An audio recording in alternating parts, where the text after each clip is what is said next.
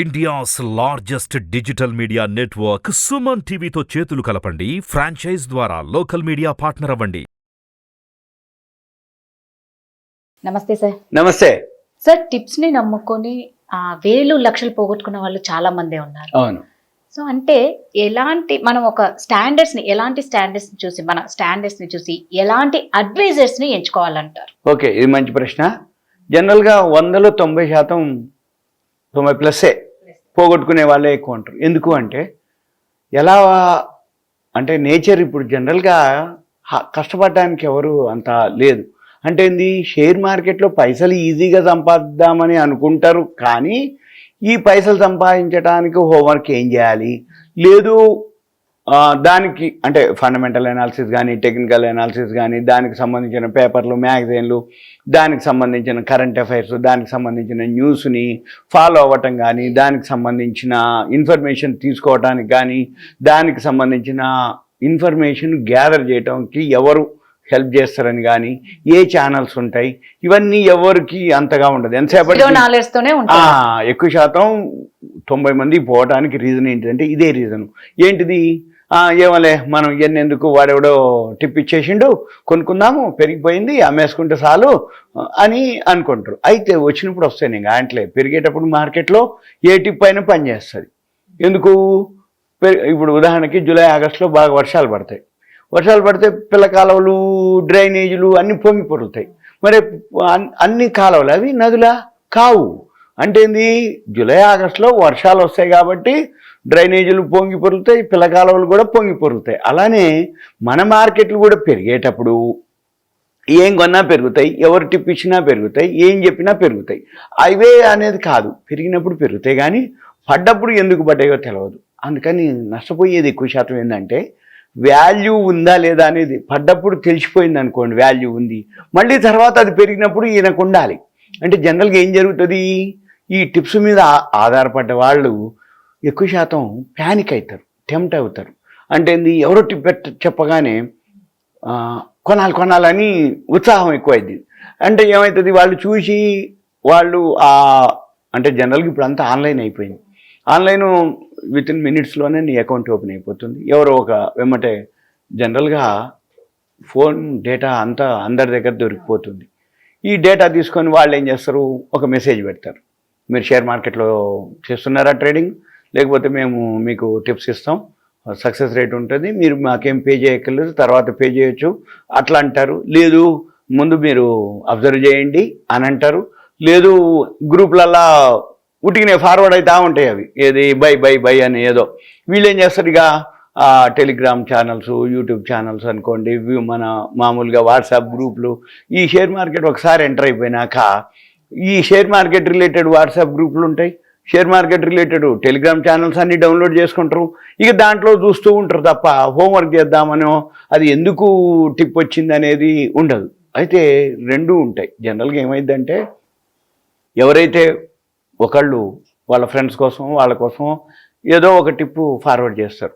అయితే ఆయన ఏ ఉద్దేశంతో ఫార్వర్డ్ చేసిండో మనకు తెలియదు. ఆయన ఏ ఉద్దేశంతో వాళ్ళ ఫ్రెండ్ కోసం చెప్పిండో వాళ్ళిద్దరి మధ్యలోనే ఉంటుంది, కానీ అది ఫార్వర్డ్ అయ్యి పెరుగుద్ది. అయితే నువ్వు చూసేటప్పటికే అది పెరిగి ఉంటుంది. మీరేం చేస్తారు, ఇక ప్యానిక్ అయిపోయి అబ్బా మిస్ అయిపోయినా, అబ్బా వచ్చేసింది, మనం కొంటే వచ్చేసింది కదా, ఇప్పటికి పెరిగింది కాబట్టి ఇంకా పెరుగుతుంది అనుకొని కొంటాడు. మళ్ళీ తర్వాత ఏమవుతుంది, పడ్డప్పుడు టెంప్ట్ అయిపోతారు. అంటే ప్యానిక్ అవటం, టెంప్ట్ అవటం. ఈ టెంప్ట్ అయిపోయినప్పుడు ఏమవుతుందంటే ఇక కొనేటప్పుడు టెంప్ట్ అయిపోతుంది. అంటే ఇక దొరకదేమో, మిస్ అయిపోయినవే అనేది ఉంటుంది. ఇక ప్యానిక్ అయిపోవటం అంటే ఇక పడిపోతుంది, ఇంకా పడిపోతుందేమో, లాస్ అయిపోతామేమో అని చెప్పేసి ప్యానిక్ అయిపోయి ఏం చేస్తారంటే లాస్లో క్లోజ్ చేసుకో. కానీ మళ్ళీ తర్వాత అవి పెరిగినప్పుడు అబ్బా అనవసరంగా నేను మిస్ అయిపోయిందే, ఉంచుకుంటే నాకు బాగా పైసలు వస్తాయని మళ్ళీ ఇట్లా టెంప్ట్ అవటాలు, ప్యానిక్ అవటాలు. అయితే ఈ టెంప్ట్ అవటాలు, ప్యానిక్ అవ్వకుండా ఉండాలి అంటే ముందు మనకంటూ బేసిక్ నాలెడ్జ్ ఉండాలి. ఉదాహరణకి ఏదైనా సరే ఒక ఈవెంట్ జరిగిన తర్వాతే దానికి సంబంధించినటువంటి ఏవైతే న్యూస్ కానీ దానికి సంబంధించినటువంటి ఏవైతే ఉన్నాయో, ఎగ్జాంపుల్ చంద్రయానే ఉంది. చంద్రయాన్ సక్సెస్ అయిన తర్వాత చంద్రయాన్ బిహైండ్ ఈ కంపెనీలు వచ్చినాయి, చంద్రయాన్ బిహైండ్ ఈ కంపెనీలు పనిచేసినాయి, ఈ కంపెనీలు బాగున్నాయి అని అంటారు. ఒకవేళ ఎవరైనా ఈ కంపెనీల గురించి ముందు చెప్పినా పట్టించుకోరు జనం. ఎందుకు? ఏమో లేబ్బా చాలా టిప్స్ వచ్చినాయి అంటే అప్పుడు మూమెంట్ ఉండదు అంతగా, అంటే మామూలుగా ఉంటుంది, అవి పనిచేస్తూ ఉంటాయి. కానీ వీళ్ళు కొనుక్కోగానే జనరల్గా ఎట్లుంటాయి అంటే ఈ టిప్స్ వచ్చే కంపెనీలు అందరికి కూడా ఫాస్ట్గా పైసలు రావాలి. ఇట్లా టిప్ వచ్చింది, ఇట్లా కొనగానే వచ్చేయాలి పైసలు. ఇంకోటి వీటితో పాటు ఎంటీఎఫ్ అని ఒక వర్డ్ ఉంటుంది, మార్జిన్ ట్రేడ్ ఫండ్స్ అన్నమాట. అంటే మనం ట్రేడింగ్ చేయటానికి ఫండ్స్ 5 times 4 times బ్రోకర్ మీకు అవైలబుల్ ఉంటుంది. ఈ ఎంటీఎఫ్ ఏదైతే ఉందో ఈ ఎంటీఎఫ్లో మీరు కనుక 1 lakh వేస్తే 4 lakhs 5 lakhs వరకు మీరు పొజిషన్ తీసుకోవచ్చు. ఈ అందరూ ఏం చేస్తారంటే ఓ 10,000 పెట్టుకుంటారు, ఒక 50,000కో 40,000కో పొజిషన్ తీసుకుంటారు. పెరిగింది ఓకే, ఎందుకు 50,000 పొజిషన్ తీసుకుంటారు, ఒక 1,000 రూపాయలు వచ్చినా 10,000 మీద నీకు లెక్క, ఎందుకంటే 40,000 నీ కావు మళ్ళీ వాళ్ళకి ఇచ్చేస్తాం. సపోజ్ ఒక 1,000 లాస్ వస్తే 50,000కి లాస్ కాదు, నీ 10,000 లాస్, అంటే నీ 10,000కు లాస్ చూపిస్తుంది. ఎందుకంటే మీ 10,000 తోటి 40,000 ఎంటీఎఫ్లో ఏదైతే మార్జిన్ మీకు ఇచ్చిర్రో ఫండింగ్ ఇచ్చిర్రో ఆ ఫండింగ్ ఏదైతే 40,000 ఉన్నాయో అవి మళ్ళీ వాళ్ళు తీసేసుకుంటారు విత్ ఇంట్రెస్ట్. ఈ తీసుకున్నప్పుడు ప్రాఫిట్ వచ్చినా లాస్ వచ్చినా నీ 10,000కే, కానీ పొజిషన్ ఎంతకి 50,000కు ఉంటుంది. అంటే 10,000 పెడితే అదే 1,00,000 పెట్టిన వాళ్ళు 5 lakhs ఉంటుంది.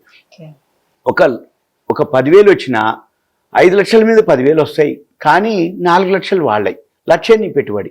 అంటే నీకు 10% కనపడుతుంది. అందుకని ఎక్కువ శాతం అందరూ ఏం చేస్తారంటే ఈ ఎంటీఎఫ్లో తీసుకుంటారు. పెరిగినప్పుడు బాగానే ఉంటుంది, పడ్డప్పుడు ఏమవుతుంది తెలుసా, ఆ మార్జిన్ అడ్జస్ట్మెంట్ తగ్గిపోతే ఆటోమేటిక్గా సిస్టము కట్ చేసుకుంటూ వస్తుంటుంది. బాబు నువ్వు పైసలు నీ తక్కువ ఉన్నాయి కాబట్టి నువ్వు ఫండ్స్ అన్ని అరేంజ్ చెయ్యి, లేదు పొజిషన్ అన్నా నువ్వు తగ్గించుకో అని అంటారు. అక్కడ వీళ్ళు 1,00,000లోంచి కట్ అయిపోతాయి. 10,000 లాభం వస్తే తీసుకుంటాడు, కానీ 10,000 లాస్ వస్తే నీ 1,00,000లోంచి 10,000 పోతాయి, 90,000 మిగిలిపోతాయి, ఇంట్రెస్ట్ పడుతుంది. అక్కడ వీళ్ళు ప్యానిక్ అవటాలు, లాస్ అవటాలు ఎక్కువ శాతం ఈ టిప్స్ మీద. అయితే ఎప్పుడైతే టీవీలు పేపర్లు ఇప్పుడు సపోజ్ చంద్రయాన్ క్లిక్ అయింది అవగానే ఆటోమేటిక్గా న్యూస్ స్ప్రెడ్ అయింది. అప్పటిదాకా ఇవే కంపెనీలు ఉన్నాయి. ఇప్పుడు అంతకుముందు మనం ఎల్ఎన్టీ, పారస్ డిఫెన్స్, హెచ్ఏలు, బిహెచ్ఏలు, వాల్చంద్ నగర్ ఏవైతే చంద్రయాన్ బిహైండ్ కంపెనీలు అనుకున్నామో అవన్నీ అప్పుడు కూడా ఉంటాయి, అప్పుడు కూడా పెరగడం మొదలు పెడతాయి. అప్పుడు ఎవరైతే ఉంటారో, ఎవరైతే హోంవర్క్ చేస్తారో, ఎవరైతే సబ్జెక్ట్ ఉందో, ఎవరైతే ఉన్నాయో అక్కడ అంతగా మూమెంట్ ఉండదు. ఎప్పుడైనా కానీ ఏ ఈవెంట్ సక్సెస్ అయినప్పుడే ఆ కంపెనీలు బిహైండ్. ఇప్పుడు వాల్చంద్ నగర్ ఉంది, 48 ఉపగ్రహాలకి కంటిన్యూగా ప్రతి ఉపగ్రహానికి వాళ్ళు కాంపోనెంట్స్ ఇచ్చిర్రు. అయితే అప్పటి నుంచి ఉన్నదే కంపెనీ. అయితే ఈరోజే చంద్రయాన్ అంటే ఈ ఈవెంట్ అనేది మామూలు ఈవెంట్ కాదు, చంద్రయాన్ 3 అనే ఈవెంట్.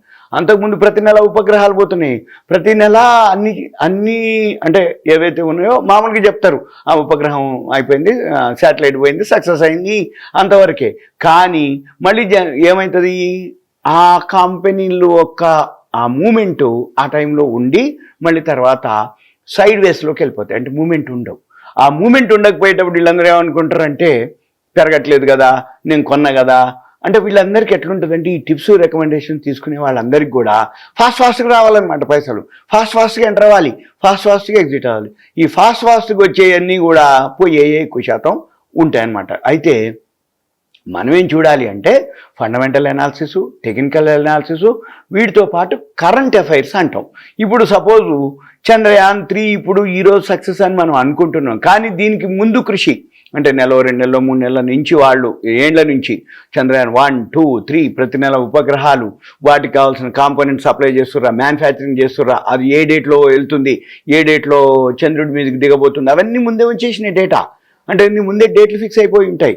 ఆ డేట్లతో పాటుగా మనము అబ్జర్వ్ చేస్తూ మనం ఒక డైరీ మెయింటైన్ చేస్తూ ఓకే నెక్స్ట్ ఈవెంట్ చంద్రయాన్ 3 ఉంది కాబట్టి అప్పుడు ఏది సక్సెస్ అవుతుంది, ఏదవుతుంది అది మనం గుర్తుపెట్టుకొని ఒక డైరీ మెయింటైన్ చేసి ఆ ఈవెంట్ వచ్చేంత వరకు ఆ కంపెనీలు ఒకటేసారి అనమాట. అంటే ఎప్పుడు పెరుగుతాయి అంటే ఆ ఈవెంట్ సక్సెస్ అయినప్పుడు ఆటోమేటిక్గా ఆ షేర్లకి గుర్తింపు వస్తుంది. అప్పటిదాకా ఇవే పనిచేసినాయి, అప్పుడు పనిచేసినాయి, ఇప్పుడు పనిచేస్తున్నాయి, రేపు ఇంకా వేరే ఉపగ్రహాలకు కూడా అవే కంపెనీలు పనిచేస్తాయి. కాకపోతే మనము ఇవన్నీ ఎలా చూడాలి ఏంటిది అనే దానికి సింపుల్గా ఈ స్టాండర్డ్స్ అంటే ఏముండవు.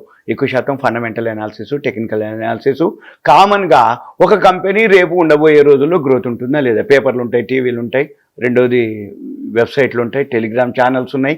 ఈ టెలిగ్రామ్ ఛానల్స్లో గుడ్ ఉంటాయి, బ్యాడ్ ఉంటాయి, వాట్సాప్ గ్రూప్లలో గుడ్ ఉంటాయి, బ్యాడ్ ఉంటాయి. మనం అనాలిసిస్ చేసుకొని కొంచెం మనకు ఒక ఐడియా ఉండి మనం చూసుకోవాలి. వీటితో పాటు మంచి అడ్వైజర్ అంటే ఫైనాన్షియల్ అడ్వైజర్ ఎవరైతే ఉన్నారో వాళ్ళు ఎలా ఎంచుకోవాలి అంటే వాళ్ళు ఎప్పటి నుంచి ఏమేం చెప్తున్నారు, ఎన్ని చెప్తున్నారు, వాళ్ళు చెప్పినటువంటి సక్సెస్ అయినాయా లేవా, వాళ్ళతోటి పర్సనల్ కాంటాక్ట్, వాళ్ళతో కమ్యూనికేషను, వాళ్ళతో కాంటాక్ట్ పెట్టుకొని వాళ్ళతోటి ఏదైతే ఉందో ఇన్ఫర్మేషన్ తీసుకొని టెస్ట్ మాత్రమే. ఇప్పుడు జనరల్గా ఒక కొత్త వెహికల్ లాంచ్ అయితే టెస్ట్ డ్రైవ్ ఇస్తారు. అలానే మనం కూడా ఎవరైతే అడ్వైజర్స్ ఉంటారో వాళ్ళని మనం చేసుకోవాలంటే మనం కూడా టెస్ట్ డ్రైవ్ మాదిరి అంతకుముందు ఆయన యూట్యూబ్లో ఏమేమి ఉన్నాయి, ఆయన ఎంత చెప్పిండు, ఎలా చెప్పిండు, ఎక్కడ చెప్పిండు, ఆయన చెప్పిన కంపెనీలు ఏమైనా ఉన్నాయా లేవా, ఇప్పుడు ఏం చెప్తున్నాడు, ఫండమెంటల్ ఏం చెప్తుండు, టెక్నికల్ ఏం చెప్తుండు, వీటితో పాటు కరెంట్ అఫైర్స్. అంటే ఇప్పుడు చంద్రయాన్ అయిపోయింది, ఈ ఈవెంట్ అయిపోయింది. ఇంకా చంద్రయాన్ ఈవెంట్ తోటి 3 ఏదైతే సక్సెస్ ఉందో అది ఒక పూట, ఒక రోజు, 2 రోజులు అయిపోతాయి. ఈ కంపెనీలన్నీ మళ్ళీ ఒక రోజు, 2 రోజులు ఏవైతున్నాయో అవన్నీ బాగా పీక్ వెళ్ళిపోయినాయి. కాబట్టి అవన్నీ కూడా ఎక్కడో ఒక దగ్గర ప్రాఫిట్ బుకింగ్ జరుగుతుంది. కానీ మళ్ళీ డౌన్ అయినాక మళ్ళీ ఎక్కడి నుంచో మళ్ళీ రేపు అక్టోబర్ వచ్చేటప్పటికి మళ్ళీ అవే కంపెనీలు బాగా పెరిగే అవకాశాలు ఉంటాయి. ఇది మనం చూడవలసింది. ఇది సింపుల్గా. Thank you so much sir. Suman TV ప్రేక్షకులకు ధన్యవాదాలు. Thank you.